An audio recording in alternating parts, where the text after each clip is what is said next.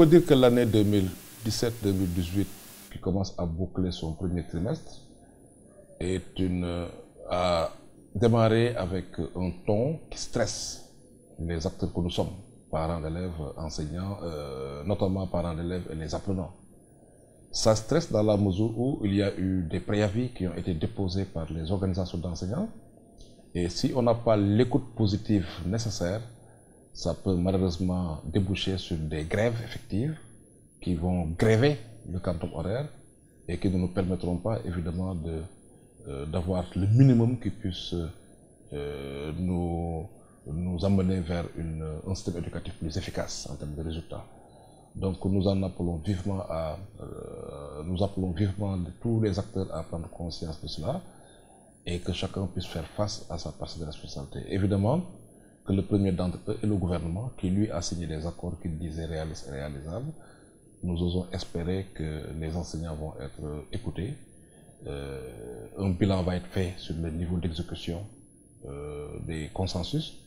Et maintenant, une communication aussi, ou un nouvel échéancier va être dessiné pour qu'on n'arrive pas évidemment à une situation de crise ou une situation de pourrissement qui vont nous stresser à la fin de l'année. Mais ce qui est la note positive de 2018, c'est que ça va bien démarrer avec la conférence de reconstruction de ressources de l'éducation qui est organisée par le Partenariat mondial pour l'éducation, dans lequel j'étais dans le conseil d'administration, et qui va mobiliser toute la communauté internationale, régionale, sur l'éducative à Dakar. Dakar va être la capitale de l'éducation. Nous en profitons pour saluer le président de la République, son Excellence M. Macky Sall, qui a été choisi avec le président Macron pour être les co-parrains de cet événement unique qui va se tenir pour la première fois dans les pays en développement. Donc pour nous, c'est un moment important où les pays devraient pouvoir démontrer que le financement domestique est la solution au système éducatif. Nous devons évidemment continuer à demander à la communauté internationale d'appuyer nos systèmes éducatifs, mais nous devons surtout compter sur le financement domestique si nous voulons avoir un système qui adresse de manière durable les défis liés à la qualité, à l'équité, à la transparence, à la décentralisation de l'éducation. Je pense que c'est un élément qui est essentiel. Nous devons optimiser les ressources que nous injectons dans le système éducatif, avoir un système qui puisse tracer toutes ces ressources, et la question du ciblage du financement de l'éducation doit être adressée en lien avec les besoins des communautés, parce que comme on le dit, un budget doit résoudre des besoins, et donc ça on ne le ferait que si nous avons un dispositif qui écoute les commanditaires, qui écoute les citoyens.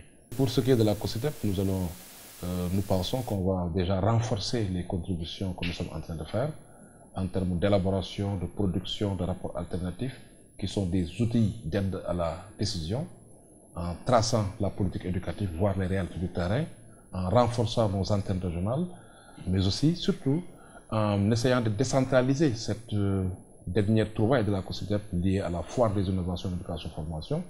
Nous voulons aujourd'hui qu'on parle autrement du système éducatif. Le système éducatif, il y a des initiatives majeures, très très positives, qui sont prises par des acteurs qui méritent d'être connus, d'être capitalisés, mais aussi qui méritent d'être valorisés. Et ça, pour le faire, cet espace que nous avons déjà offert depuis l'année dernière à travers la foire doit être consolidé cette année en décentralisant la foire et en ayant beaucoup plus d'acteurs. Donc ça, pour nous, c'est un élément qui est essentiel par rapport à nos perspectives. Mais nous allons renforcer aussi les réponses à la crise des données. Parce qu'aujourd'hui, nous avons besoin, pour mieux planifier le système éducatif, d'avoir des données crédibles, des données consensuelles, des données qui s'appuient sur les réalités.